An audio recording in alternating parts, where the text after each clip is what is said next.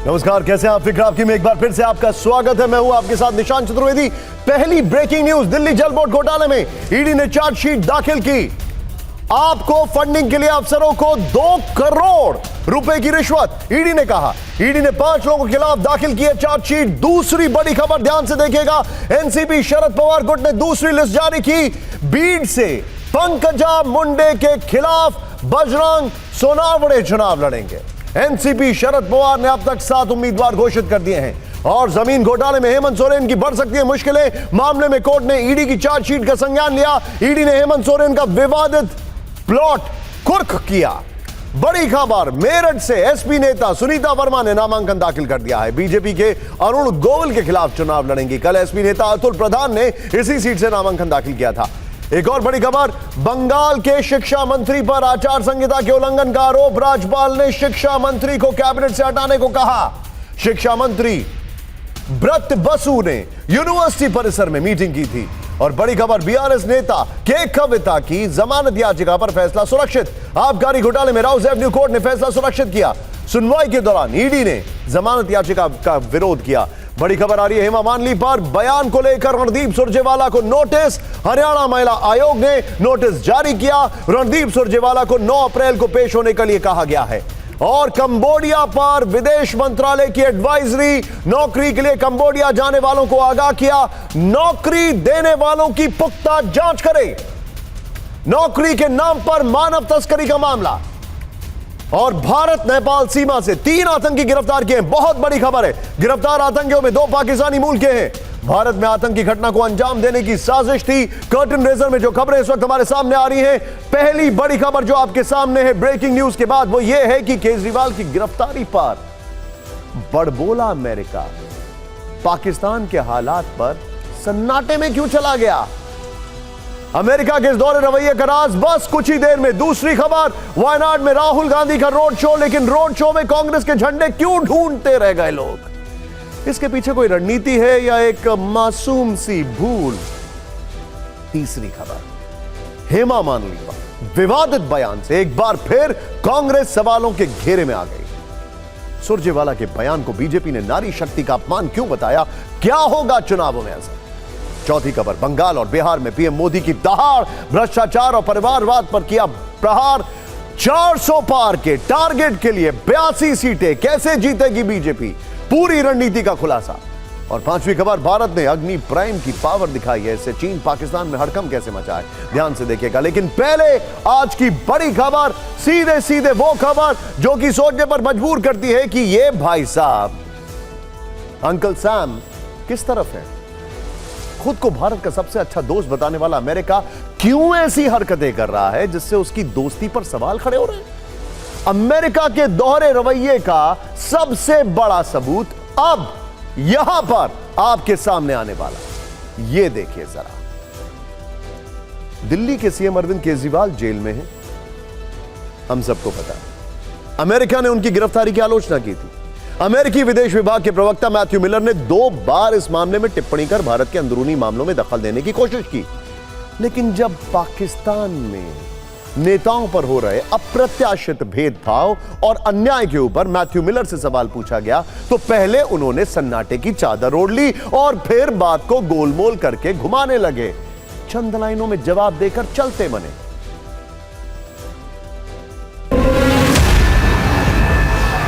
अरविंद केजरीवाल की गिरफ्तारी के बाद जर्मनी, अमेरिका और यूएन ने टिप्पणी की थी। भारत में कानूनी प्रक्रियाओं के निष्पक्ष और पारदर्शी न होने का राग अलापा था। विदेश मंत्री एस जयशंकर ने इस पर करारा जवाब दिया। उन्होंने कहा कि पश्चिमी देशों की यह पुरानी आदत है और बुरी आदत है। मैं देशों के बीच मर्यादा शब्द का इस्तेमाल करता हूं। हम संप्रभु राष्ट्र हैं और एक दूसरे के आंतरिक मामलों में हस्तक्षेप नहीं करना चाहिए। भारत ने इससे भी पहले अमेरिकी राजनयिक को तलब करके कड़ा विरोध जताया था। एमईए प्रवक्ता रणधीर जायसवाल कह चुके हैं कि बाहरी आरोप बिल्कुल अस्वीकार्य हैं।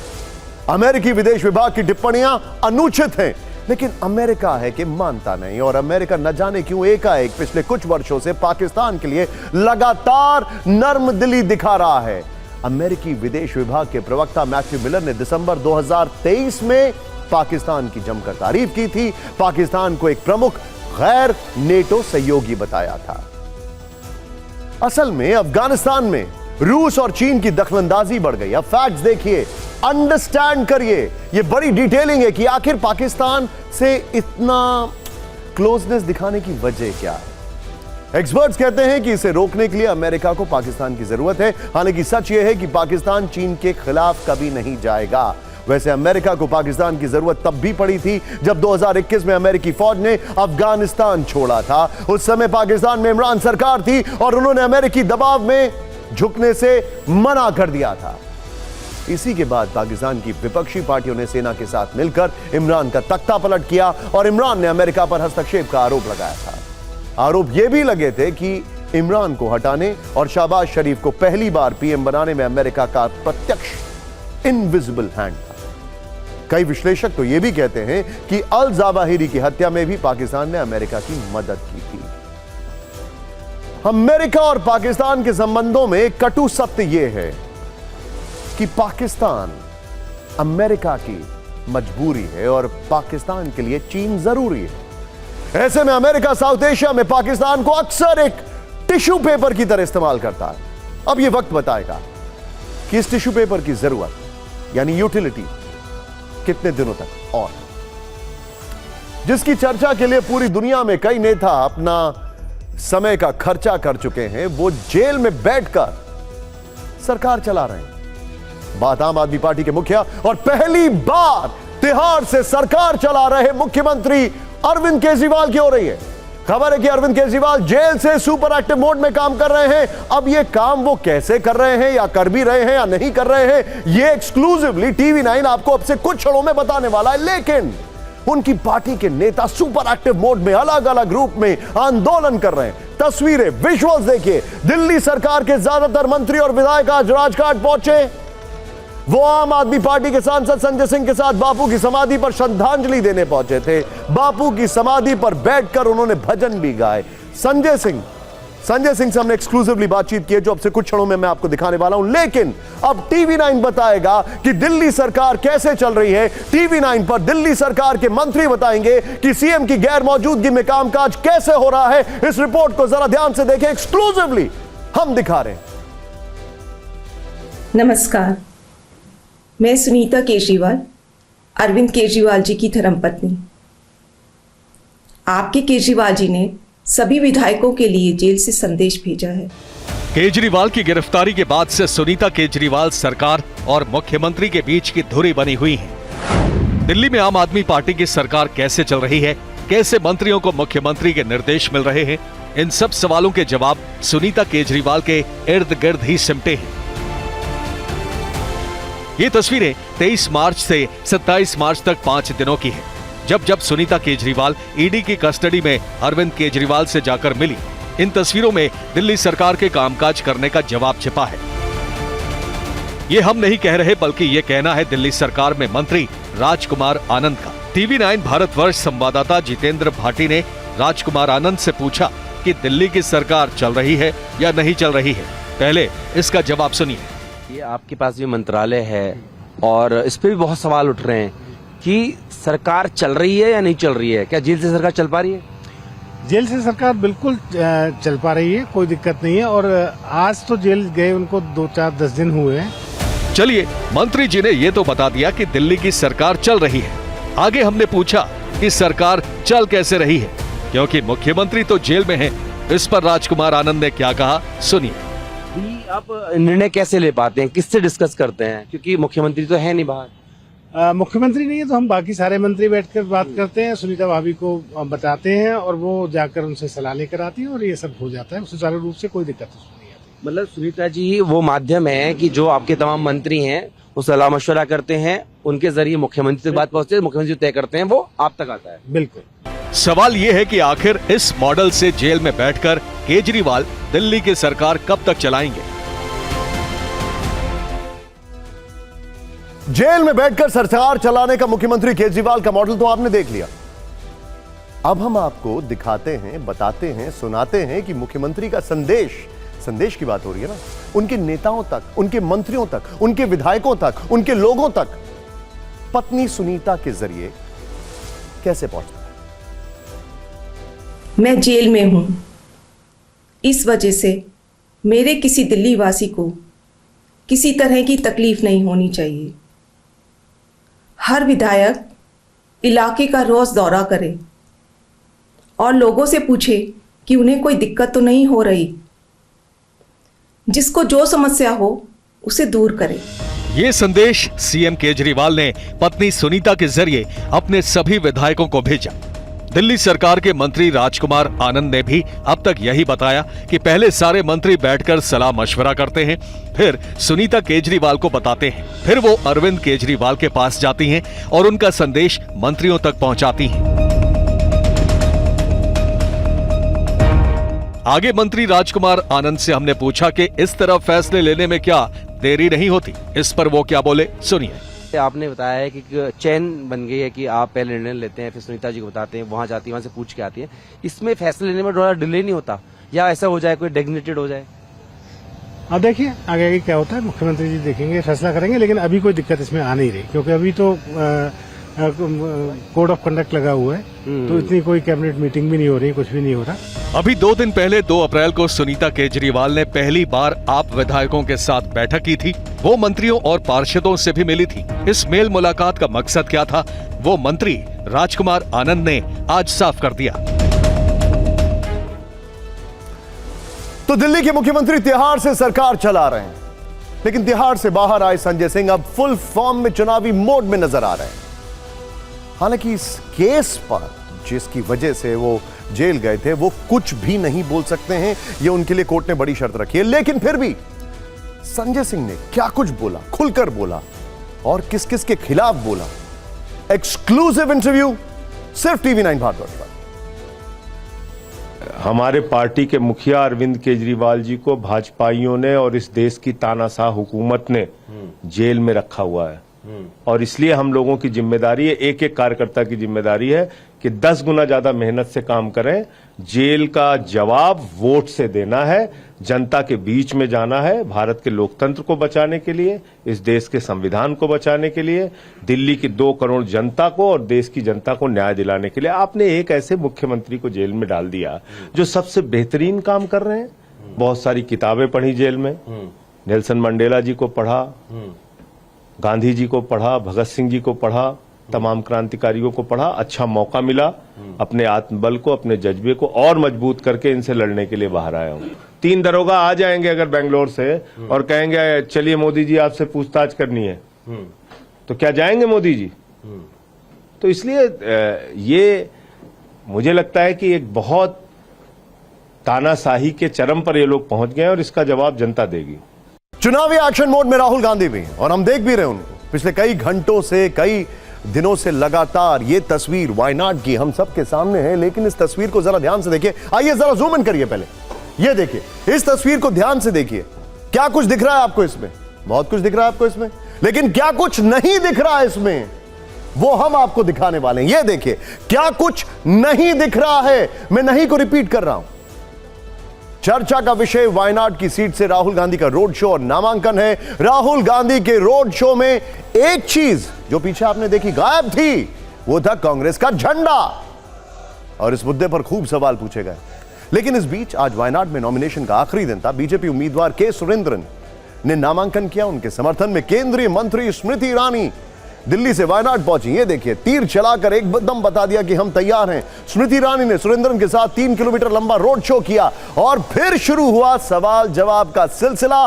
स्मृति ईरानी ने राहुल गांधी पर तीखे हमलों की बौछार कर दी। पहले तीर की बौछार की थी रोड शो पे, फिर तीखे हमलों की बौछार कर दी। उन्होंने राहुल गांधी को सवालों के घेरे में खड़ा कर दिया। मुद्दा बना इंडियन मुस्लिम लीग का झंडा। यह रिपोर्ट देखिए।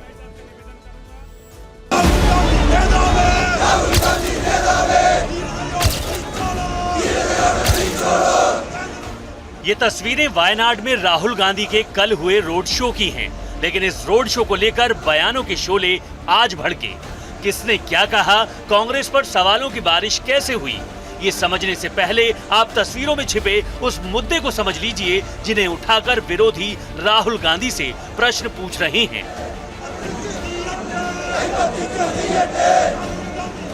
राहुल गांधी के कल के रोड शो की गौर करने वाली बात ये रही कि इसमें ना तो कांग्रेस के झंडे दिखे और ना ही केरल में कांग्रेस की सहयोगी इंडियन मुस्लिम लीग के।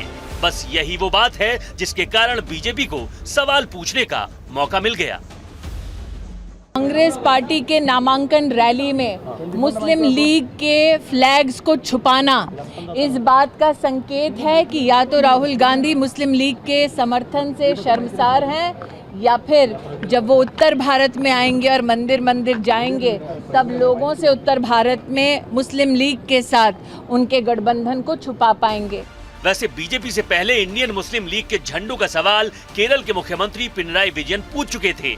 पिनराई विजयन ने कल कोच्चि में प्रेस कॉन्फ्रेंस की थी, जहां उन्होंने कांग्रेस पर तीखे हमले करते हुए कहा, क्या कांग्रेस पार्टी के रोड शो में इंडियन मुस्लिम लीग के झंडे नहीं दिखाना कायरता नहीं है? विजयन ने कहा, कांग्रेस बीजेपी से डरी हुई है, इसीलिए रोड शो में IUML के झंडे नहीं दिखे। पिनराई विजयन ने कहा, कांग्रेस को IUML के वोटों की जरूरत है, लेकिन उसके झंडे की नहीं। केरल के मुख्यमंत्री यहीं नहीं रुके, राहुल गांधी के रोड शो में कांग्रेस के झंडे भी नहीं थे। इसी पर विजयन ने सवाल पूछा, क्या कांग्रेस अपना झंडा दिखाने से डरने लगी है? क्या वो संघ परिवार की इस मांग को श्रेय दे रहे हैं कि कांग्रेस तिरंगे झंडे को छोड़ दे? पिनराई विजयन CPM के नेता हैं, CPM इंडिया गठबंधन में शामिल है और कांग्रेस की सहयोगी है, इसलिए पिनराई की बातें कांग्रेस को ज्यादा चुभी। Chief Minister of Kerala is having an unholy nexus with the BJP. 5 years back, when Rahul Gandhi landed in Wayanad, the BJP made a controversy regarding the flag issue. After 5 years, the Chief Minister of Kerala is making a controversy on the same subject, the flag, because he is adjusting with the BJP. झंडे पर सियासी विवाद इतना बढ़ गया है कि अब कांग्रेस और लेफ्ट के बीच गहरी दरार दिख रही है। कांग्रेस खुलकर कहने लगी है कि केरल में लेफ्ट के नेता बीजेपी के लिए बैटिंग कर रहे हैं। दरअसल इंडियन मुस्लिम लीग के झंडे सियासी विवाद के केंद्र में इसलिए आए क्योंकि 2019 के लोकसभा चुनाव में वायनाड में प्रचार के दौरान हरे झंडे लहराए गए थे। तब बीजेपी ने इसे बड़ा मुद्दा बनाया था। लेफ्ट के नेता इसीलिए कह रहे हैं कि कांग्रेस ने बीजेपी की आलोचना से डरकर इस बार IUML के झंडों से तौबा कर ली। लेकिन वायनाड में सिर्फ झंडों पर ही राजनीति नहीं हो रही है। राजनीति का दूसरा मुद्दा प्रतिबंधित संगठन पॉपुलर फ्रंट ऑफ इंडिया की राजनीतिक शाखा SDPI है। बीजेपी आरोप लगा रही है कि कांग्रेस केरल में चुनाव जीतने के लिए social democratic party of India यानी SDPI का समर्थन ले रही है। तो फिर इसमें कंट्रोवर्सी क्या है? यह रिपोर्ट देखिए।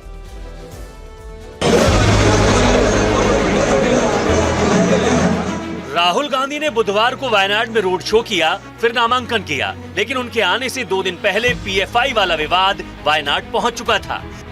बीजेपी नेता आरोप लगाने लगे कि कांग्रेस चुनाव जीतने के लिए आतंकवादी संगठनों से मदद मांग रही है। केंद्रीय मंत्री स्मृति ईरानी ने 24 घंटे के अंदर दूसरी बार PFI का नाम लेकर राहुल गांधी पर वार किया। केरला आकर और विशेषतः वायनाड आकर देखकर ये स्तब्ध हो गई हूँ, आश्चर्यचकित हूँ कि PFI जैसी आतंकवादी संगठन के बैन के बावजूद PFI के पॉलिटिकल लीडरशिप से राहुल गांधी समर्थन अपने चुनाव के लिए ले रहे हैं। राहुल गांधी संविधान के प्रति अपने ओथ को झुठला चुके हैं। केरल के चुनावी संग्राम में SDPI और PFI की एंट्री 3 दिन पहले 1 अप्रैल को हुई। प्रतिबंधित पॉपुलर फ्रंट ऑफ इंडिया की राजनीतिक शाखा social democratic party of India यानी SDPI ने लोकसभा चुनाव के लिए कांग्रेस के नेतृत्व वाले यूनाइटेड डेमोक्रेटिक फ्रंट को समर्थन देने का ऐलान किया था। इसी के बाद बीजेपी ने राहुल गांधी को कटघरे में खड़ा किया। कॉन्स्टिट्यूशन है, PFI के साथ लड़ना डेमोक्रेसी है ना, PFI के साथ लड़ना ये कॉन्स्टिट्यूशन है ना। PFI is anti constitution, anti Indian. So साथ में लड़ना, भाषण देना वो कैसे नहीं चलेगा। SDPI के समर्थन वाले ऐलान से केरल में जो सियासी हालात बने हैं उससे कांग्रेस बैकफुट पर है। Congress and in UDF in Kerala has been opposing always majority communalism as well as minority communalism. In this background, we are not accepting the support declared by the SDPI. अब भले ही कांग्रेस सफाई दे रही है, लेकिन 1 अप्रैल को जब विवाद शुरू हुआ था तब कांग्रेस नेता एसडीपीआई के समर्थन को लेकर गोलमोल बातें कर रहे थे। तब कांग्रेस नेताओं ने कहा था कि एसडीपीआई के समर्थन को लेकर यूडीएफ किसी समझौते पर नहीं पहुंचा है। कांग्रेस के इसी रुख से विवाद को हवा मिली।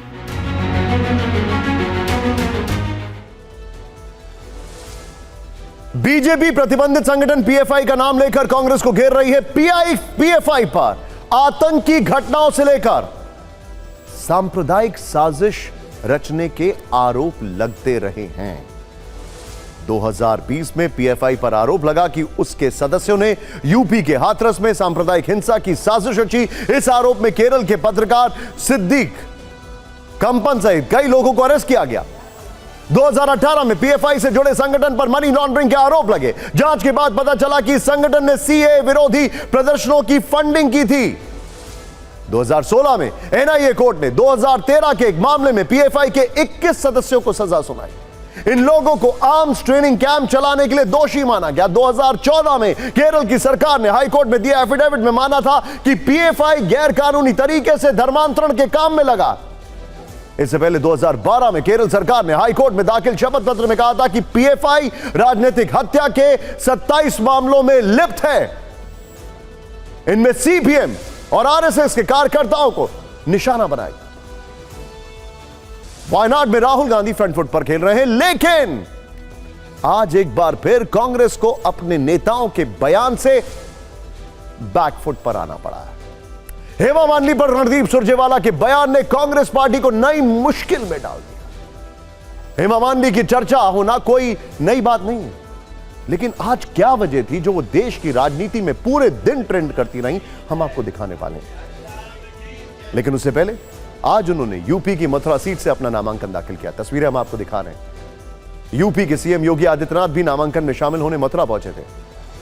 हेमा मालिनी का अपना घर भी मथुरा था। इस दौरान उन्होंने जनसभा को भी संबोधित किया। इस बीच अब जरा ध्यान से देखिएगा और सुनिएगा।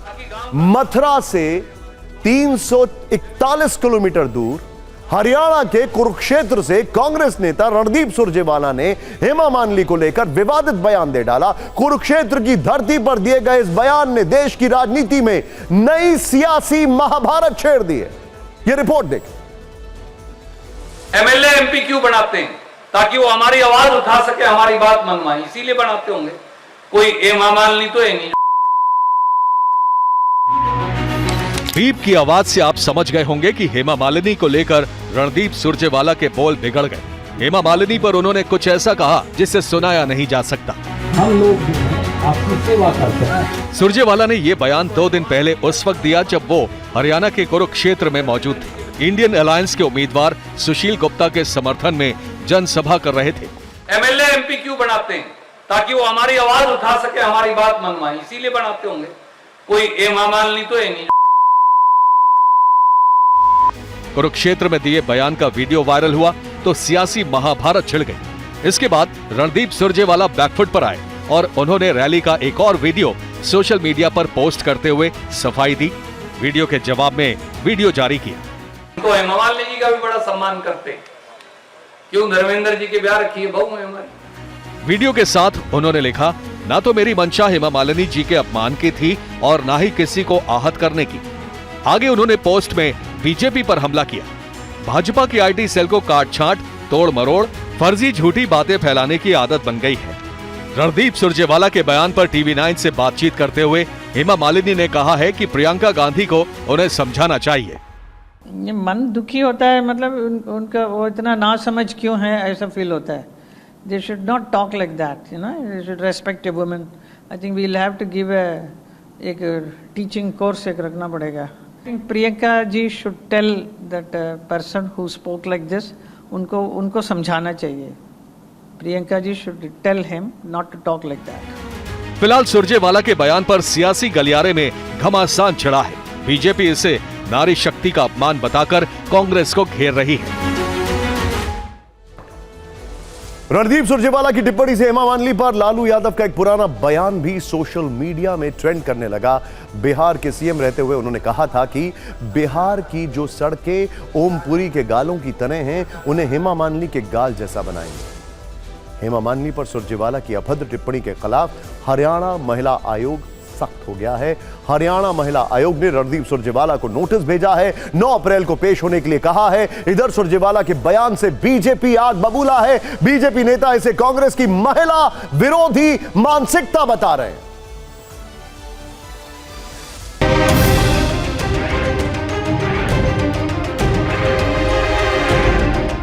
एक बार फिर से कांग्रेस ने जाहिर कर दिया है कि वो कितनी महिला विरोधी है।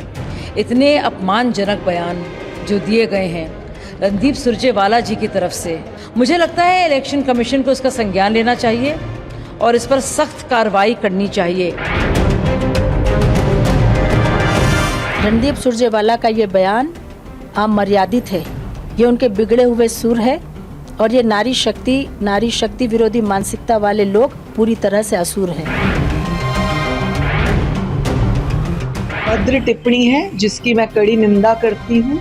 आई have sent a notice to Surjewala. सभ्यता के चेहरे में इतनी असभ्य बात करेंगे, इस बात का दुख है मुझे।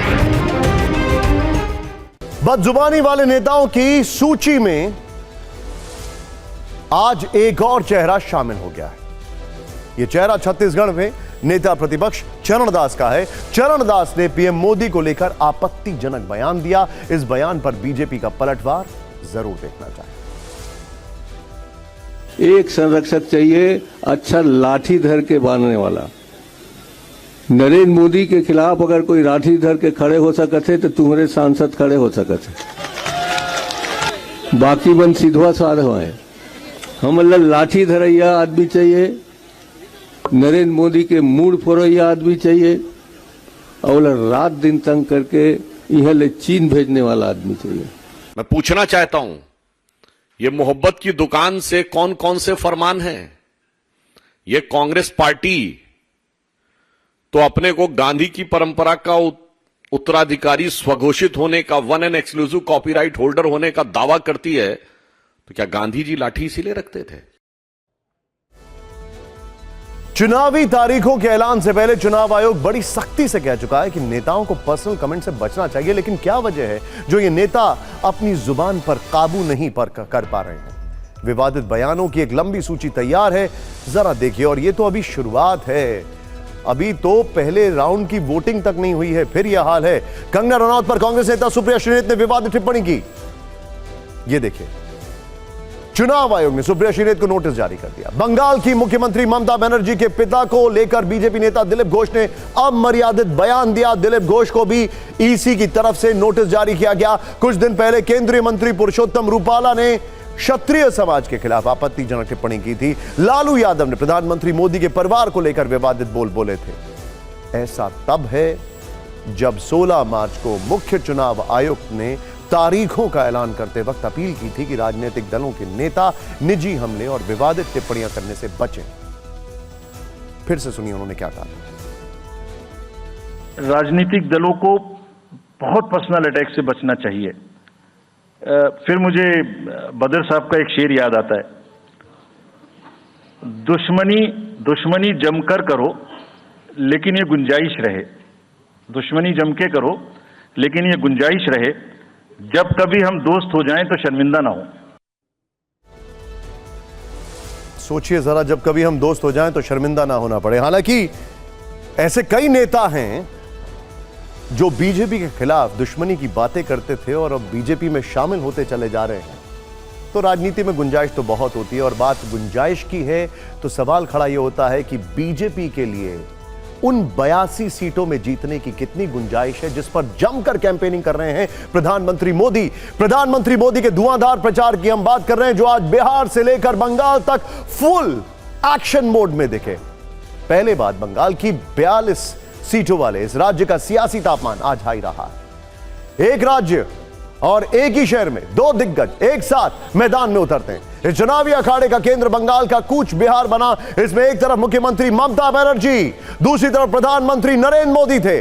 पहले करीब दोपहर 12 बजे ममता बनर्जी ने रैली की। इसके ठीक 3 घंटे बाद दोपहर 3 बजे प्रधानमंत्री मोदी की जनसभा हुई।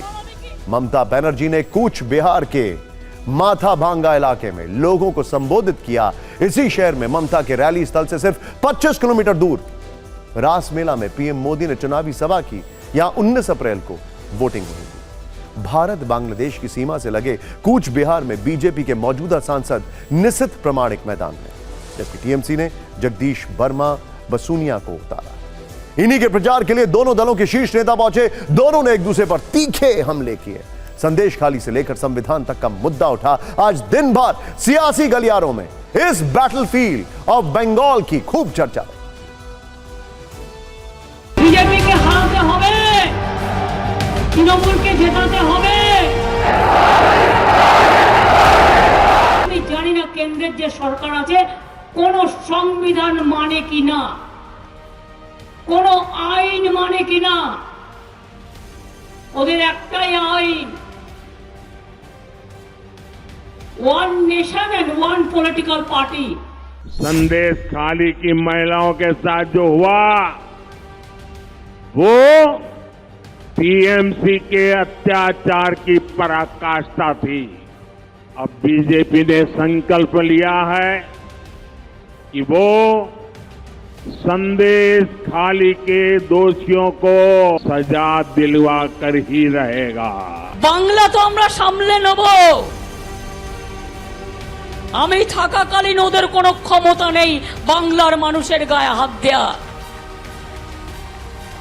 বাংলাদেশে তাদের জন্ম সার্টিফিকেট নিয়ে আসতে হবে, আর যখনই আপনি নাম লেখালেন সঙ্গে সঙ্গে আপনি বাংলাদেশী হয়ে গেলেন। लेकिन टीएमसी, लेफ्ट और कांग्रेस का इंडी गठबंधन सिर्फ झूठ और अफवाह की राजनीति में ही छूटे हैं। बीजेपी सरकार सीएए लेकर आई है तो ये अफवाहें फैला रहे हैं। আর ইলেকশন আসলেই ভাওতা দেওয়া, মিথ্যে কথা বলা, ছলনা করা। আজকে একটা মিটিং করতে আসবে বাবুরা, দেখবেন কত কাঁদবে, কত কুমিরের অশ্রু ঝরবে।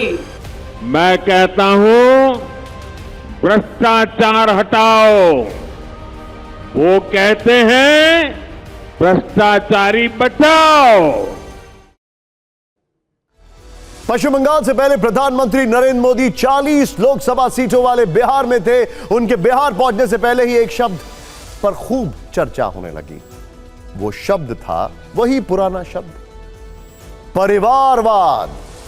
प्रधानमंत्री मोदी ने जमुई में आज बड़ी रैली की।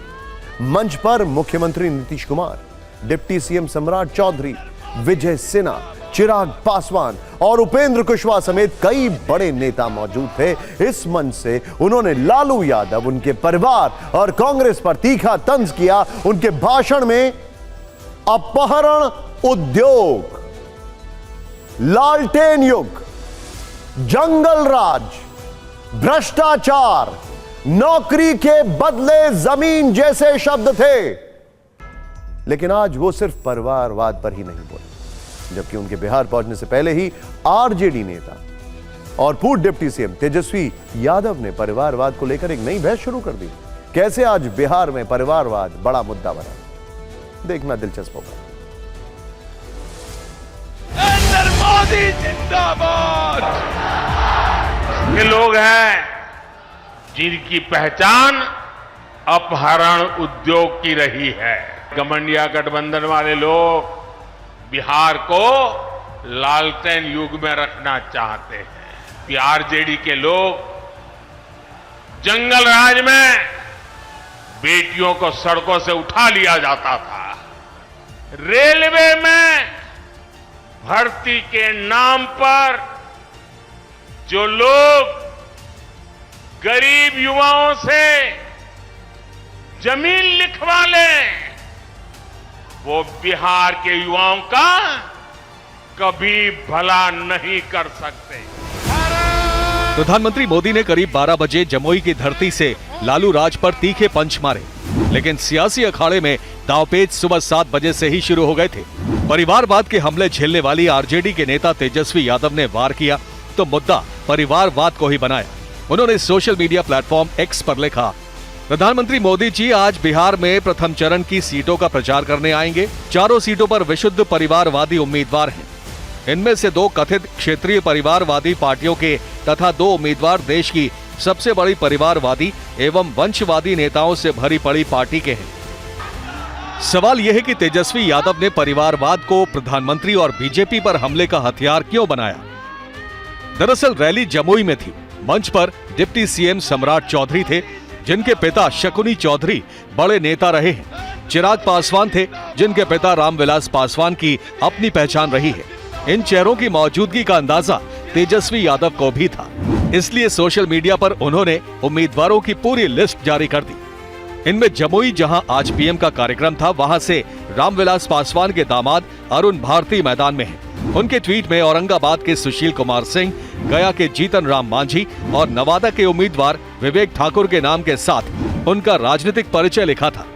तेजस्वी ने बिहार के सभी घोषित एनडीए उम्मीदवारों को विशुद्ध परिवारवादी बताते हुए पूरा ब्यौरा जारी किया। भ्रष्टाचार जाना चाहिए कि नहीं जाना चाहिए?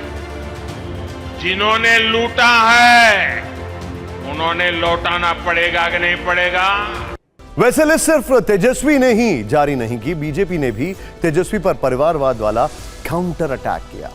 बीजेपी का तर्क है कि परिवारवाद की कतार में खुद तेजस्वी का परिवार खड़ा है। लालू प्रसाद यादव और राबड़ी देवी पूर्व सीएम रह चुके हैं। उनके बेटे तेज प्रताप यादव और खुद तेजस्वी राजनीति में हैं। बेटी मीसा भारती और रोहिणी आचार्य इस बार चुनाव मैदान में हैं। ऐसे में तेजस्वी ने परिवारवाद का मुद्दा उठाया तो बीजेपी ने भी जवाब देने में देरी नहीं लगाई।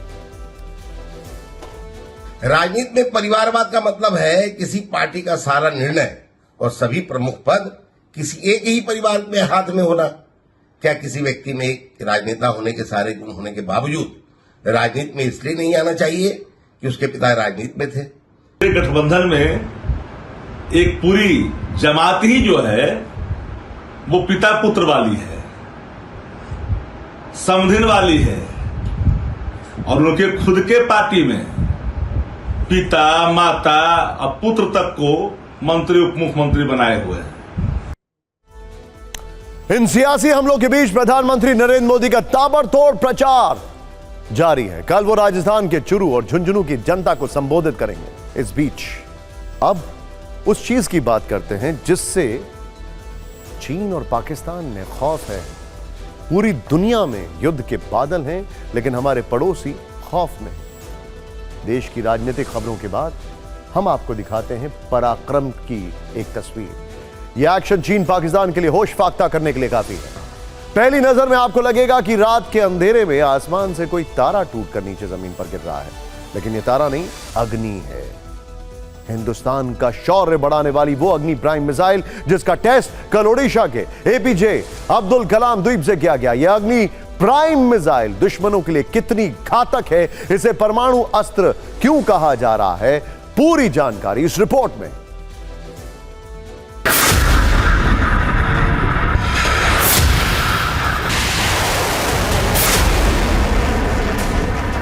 यह है डीआरडीओ की विकसित की गई स्वदेशी अग्नि प्राइम मिसाइल, वो जंगी ज्वाला जिसके सफल परीक्षण के बाद दुश्मन देशों में हड़कंप है। अग्नि मिसाइलों की रेंज में बेहद घातक है। आधुनिक और मीडियम रेंज की न्यूक्लियर बैलिस्टिक मिसाइल है। 1000 से लेकर 2000 किलोमीटर तक की रेंज है।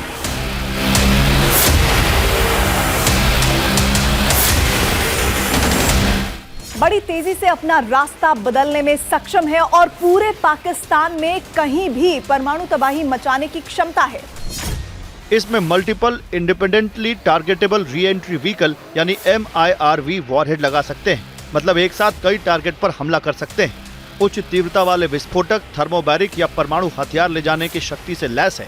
सॉलिड फ्यूल से उड़ने और 2 स्टेज के रॉकेट मीटर पर चलने वाली मिसाइल है।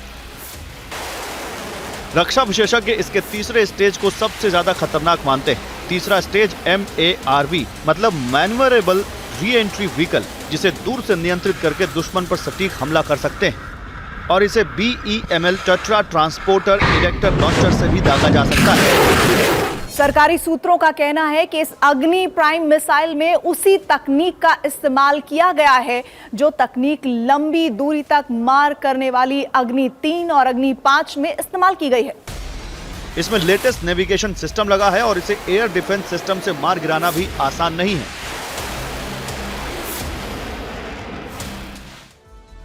परमाणु हथियारों के विशेषज्ञों का मानना है कि अग्नि प्राइम मिसाइल को खास तौर से दुश्मन के परमाणु हथियारों को न्यूक्लियर अटैक से तबाह करने के लिए बनाया गया है। यह असल में काउंटर फोर्स डॉक्ट्रिन का हिस्सा है।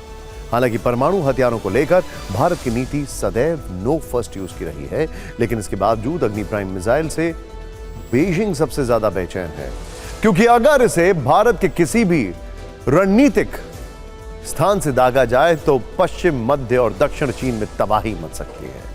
चीन के चेंगडू वो जगह है जहां पर उनका काफी जबरदस्त इंस्टॉलेशन है, मिलिट्री इंस्टॉलेशन। सिंचुआन शहर इसके रेडार पर आ सकते हैं। हांगकांग तक इसकी मारक क्षमता है।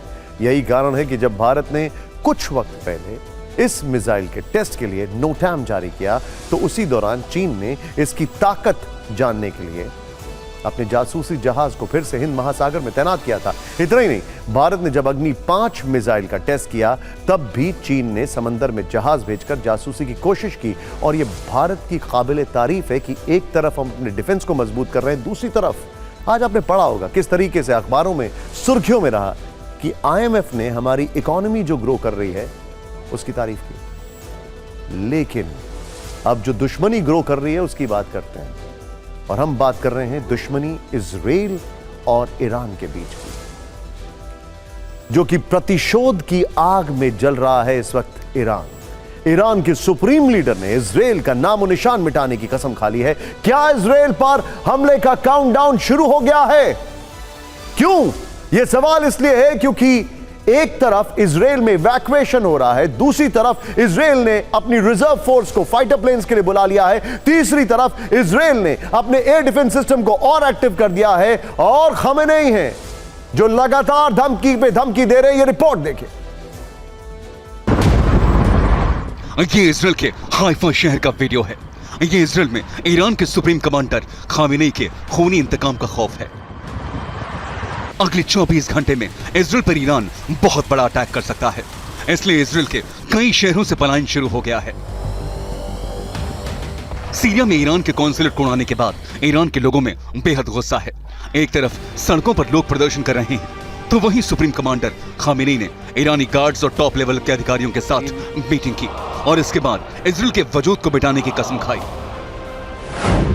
खामेनेई ने कहा, इजराइल को प्रायश्चित करना होगा, इजराइल को थप्पड़ मारा जाएगा, ईरानी सेना जल्द इजराइल के वजूद को मिटा देगी, मुस्लिम देश इजराइल के विनाश का जश्न मनाएंगे। ईरान के सुप्रीम कमांडर ने यह दावा ऐसे ही नहीं किया। माना जा रहा है इसके पीछे मॉस्को और तेहरान में बड़ी डील हो रही है। इसके फाइनल होते ही ईरान इजराइल पर हाइपरसोनिक मिसाइल से अटैक कर सकता है। ईरानी सेना सीरिया, यमन और ईरान से इजराइल पर हमला कर सकती है। ईरान के पास 3000 किलोमीटर दूर तक मार करने वाली मिसाइल्स हैं। ईरान चाहे तो अपनी धरती से ही इजरायली शहरों को खत्म कर सकता है। हालांकि ईरान किस फ्रंट से इजराइल पर हमला करने वाला है यह भी साफ नहीं हो सका है। इजराइल का एयर डिफेंस हाई अलर्ट पर है। एयर डिफेंस यूनिट में सभी की छुट्टियां कैंसिल कर दी गई हैं। इजराइल ने कई इलाकों में जीपीएस ब्लॉक कर दिया है। पर्शियन गल्फ में भी जीपीएस में खराबी का अलर्ट है। रिपोर्ट्स में दावा किया जा रहा है कि इजराइल पर ईरान दो तरफ से मिसाइल अटैक कर सकता है। उत्तरी इजराइल पर लेबनान और दक्षिण में यमन से हमले की आशंका जताई जा रही है। यानी अरब में छिड़ने वाली वो जंग है जो महाविनाश के दस्तक दे सकती है। और इस बीच आपको बता दें कि ईरान में जबरदस्त आतंकी हमले चल रहे हैं, और ये आतंकी क्या पाकिस्तान से स्पॉन्सर्ड हैं। ईरान के कई मिलिट्री बेसिस पर अभी भी इस वक्त एनकाउंटर ऑपरेशंस की खबरें आ रही हैं। इलेक्शन टॉप 9 की पहली बड़ी खबर, प्रियंका गांधी के पति रॉबर्ट वाड्रा का बड़ा दावा। कहा, अमेठी के लोग चाहते हैं मैं वहां से जीतकर संसद में उनकी आवाज उठाऊं। दूसरी बड़ी खबर, कांग्रेस नेता पप्पू यादव अनोखे अंदाज में बाइक चलाकर नामांकन भरने पहुंचे। पूर्णिया से निर्दलीय उम्मीदवार के तौर पर भरा पर्चा। तीसरी खबर, बीजेपी में शामिल होने वाले कांग्रेस के बागी नेताओं पर हिमाचल के सीएम सुखविंदर सिंह सुक्खू का बड़ा बयान। सारे बागी नेता भ्रष्ट, जल्द जाएंगे जेल। और कांग्रेस के राष्ट्रीय प्रवक्ता गौरव वल्लभ कांग्रेस से इस्तीफा देने के बाद बीजेपी में शामिल हुए। बोले सनातन विरोधी नारे नहीं लगा सकता। पंजाब के पूर्व सीएम चरणजीत सिंह चन्नी ने अयोध्या में भगवान श्री राम मंदिर के किए दर्शन, सोशल मीडिया पर पोस्ट लिखा। तिरुवनंतपुरम सीट से बीजेपी नेता राजीव चंद्रशेखर ने भरा नामांकन। विदेश मंत्री डॉक्टर एस जयशंकर भी रहे साथ। कांग्रेस ने सीट से शशि थरूर को दिया टिकट। एक दिन पहले संजय निरुपम को कांग्रेस से 6 साल के लिए निकाले जाने के बाद उनकी सफाई। निरुपम बोले, मेरे इस्तीफा भेजने के बाद पार्टी ने निकाला है। बीजेपी नेता नवनीत राणा ने अमरावती में नामांकन भरने से पहले किए बजरंगबली के दर्शन। सुप्रीम कोर्ट से भी उन्हें मिली राहत। कोर्ट ने जाति प्रमाण पत्र को ठहराया सही। बीजेपी के खिलाफ शिकायत करने चुनाव आयोग पहुंची आम आदमी पार्टी नेता आतिशी। अरविंद केजरीवाल के खिलाफ बीजेपी के पोस्टर पर जताई आपत्ति। और आगे देखिए, आकाश में अग्नि, चीन पाक में इमरजेंसी, द पीएम फैक्टर।